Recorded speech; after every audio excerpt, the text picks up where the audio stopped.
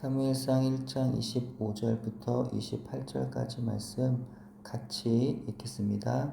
그들이 수소를 잡고 아이를 데리고 엘리에게 가서 한나가 이르되 내 주여 당신의 사심으로 맹세하나이다. 나는 여기서 내 주 당신 곁에 서서 여호와께 기도하던 여자라. 이 아이를 위하여 내가 기도하였더니 내가 구하여 기도한 바를 여호와께서 내게 허락하신지라.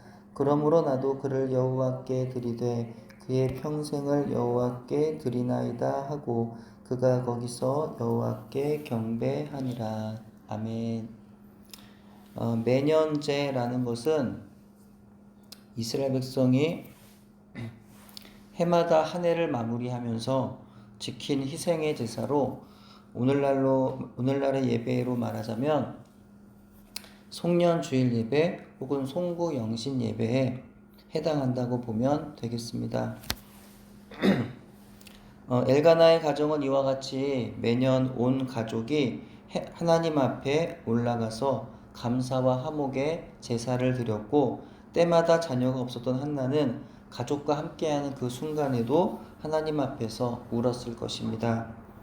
그렇게 성전에서도 집에서도 그녀의 눈물은 마를 날이 없었습니다.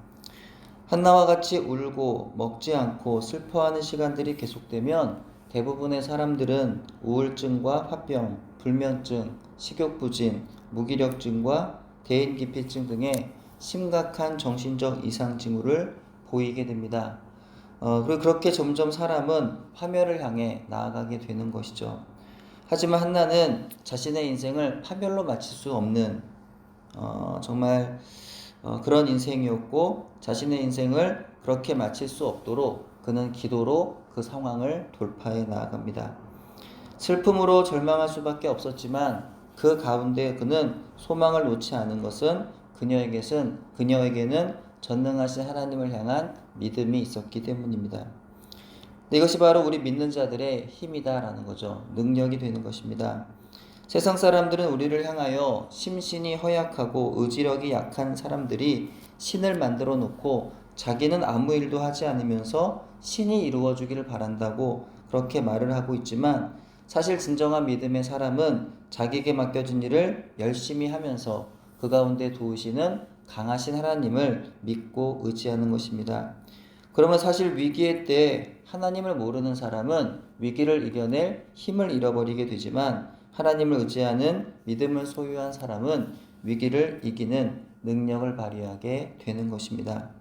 한나는 고통 속에서 울었지만 그녀에게는 하나님을 향한 믿음이 있었기 때문에 하나님을 의지하며 기도할 수 있었고, 또한 기도했을 때 하나님이 그녀에게 능력을 주시고 회복을 주시게 되었던 것입니다. 은혜를 베풀어 주시고 승리하게 하셨던 것입니다. 지금의 고통이 무거운가요? 내게 주어진 세상의 무게, 감당해야 할 책임이 너무 지기가 힘들게 느껴지나요? 한나와 같이 이것을 우리는 믿음으로 돌파해야 할 줄로 믿습니다. 기도로 이겨내야 하는 줄 믿습니다. 아무리 무거운 짐이라 하더라도 하나님 앞에 가지고 나가면, 또 우리 주 예수님께로 나가기만 하면 내 모든 짐은 가벼워집니다. 마태복음 11장 28절에 주님 이렇게 말씀하시죠. 수고하고 무거운 짐진 자들아 다 내게로 오라. 내가 너희를 쉬게 하리라. 무거운 고통의 짐을 지고 세상에서 울면 소득이 없습니다. 하지만 예수 그리스도 앞에 나와서 울면, 하나님 앞에서 울면 소득이 있습니다. 그래서 이런 말이 있어요. 하나님 앞에서 울고 세상에서는 웃어라. 하나님 앞에서 울 때 하나님께서는 먼저는 상하고 찢긴 당신의 자녀들의 마음을 만져주시고 평안케 하시고 이기게 하시고 결국에는 세상에서 웃게 하시는 겁니다. 이것이 믿음의 능력이고 기도의 능력임을 우리는 믿는 것입니다. 자녀가 없어 기도하던 한나는 하나님 앞에 서원 기도를 올려드렸습니다. 아들을 주시면 하나님께 드리겠다는 거죠. 주신 하나님의 은혜에 감사함으로 그 아들을 내 것으로 여기지 아니하고 하나님께 바치겠다는 것이었습니다. 한나의 아름다운 서원의 기도가 더욱 아름다울 수 있었던 것은 이후 자신이 서원하였던 대로 그 약속을 지켰다는 겁니다. 그대로 하나님께 갚았던 것입니다. 당연한 게 아닌가? 그게 무엇이 대단한가라고 생각할 수 있을지도 모릅니다. 하지만 오랜 시간을 눈물 지으며 고통 속의 기도로 얻은 하나뿐인 아들 사무엘을 하나님께 바친다는 것이 그렇게 당연히 할 수 있는 일은 아니었을 것입니다. 하지만 오늘 본문 27절에서 28절에 한나는 이렇게 기도하죠. 이 아이를 위하여 내가 기도하였더니 내가 구하여 기도한 바를 여호와께서 내게 허락하신지라. 그러므로 나도 그를 여호와께 드리되 그의 평생을 여호와께 드리나이다 하고 그가 거기서 여호와께 경배하니라. 내가 기도했더니 하나님이 주셨다. 그러므로 나도 기도한 대로 하나님께 드리겠다라는 것이 한나의 고백입니다. 참으로 단순하고 명확합니다. 자기의 기도를 신실하게 들으심으로 은혜를 베푸신 하나님께 자기도 또한 신실함으로 서원을 지켰다는 겁니다. 그러나 문제는 이 단순하고 명확한 것이 안 되는 사람이 있습니다. 때로는 나도 이것이 안 될 때가 있습니다. 하나님은 나에게 신실하셨는데 난 하나님께 신실하지 못하다라는 거죠. 하나님이 주셨으니 하나님께 드리는 것이 당연한데 하나님이 주신 것을 내 것으로 여기고는 했습니다. 그렇기 때문에 우리에게 한나의 이 단순하고 명확한 드림의 믿음이 매우 필요한 줄로 믿습니다. 자기가 사랑하는 것을 하나님께 아끼지 않고 기쁨으로 드릴 수 있다는 것은 하나님께 나를 드리는 헌신이 없다면 가능할 수 없습니다.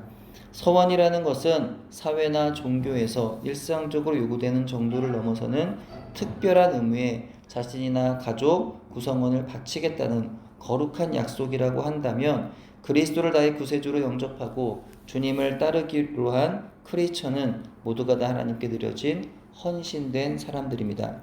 그러므로 우리는 이미 하나님께 자신을 서원하여 드린 사람들이라는 거죠.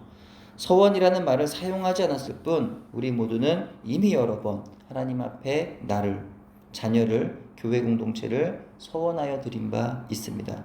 그렇다면 우리는 과연 지금까지 하나님 앞에 내가 드리겠다던 나의 삶과 소중한 것들을 정말 드리며 살아왔을까요?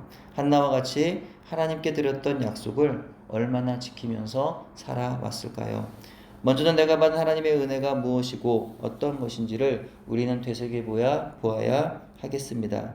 내가 받은 은혜에 난 어떻게 반응하며 살아왔는지 생각해 보아야 하겠습니다.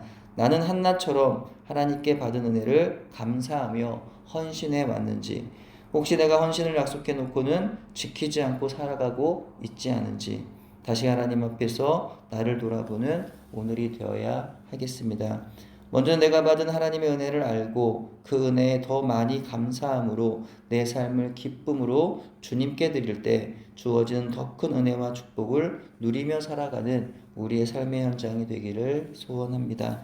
기도합니다. 하나님 감사드립니다. 오늘 주 하나님 아버지의 은혜에 감사함으로 오늘도 나와 기도할 수 있도록 은혜 주심을 감사드립니다. 하나님 우리에게 하나님께 주신 은혜가 너무나 많음을 우리에게 또 기억하게 해주시고 또 하나님 그 은혜를 알 때 우리에게 하나님 앞에 다시금 올려드릴 수 있는 그런 마음의 준비 또 믿음의 준비가 될 수 있도록 은혜를 베풀어 주시옵소서. 하나님 내 안에 일어나는 모든 욕심과 모든 하나님 내 것이라고 생각하는 그런 마음이 아니라 내게 주시는 그 모든 것이 하나님으로부터 온 것임을 기억하고 하나님 앞에 기쁨으로 드리는 인생이 되어지도록 인도하시고 함께해 주옵소서. 나도 주님의 것, 나의 자녀도 주님의 것, 이 교회도 주님의 것, 내게 주어진 모든 삶의 현장도 다 주님의 것임을 기억하며 주님 앞에 기쁨으로 올려드리는 우리의 모든 인생 되도록 인도하여 주옵소서. 감사드리오며 예수님의 이름으로 기도합니다. 아멘.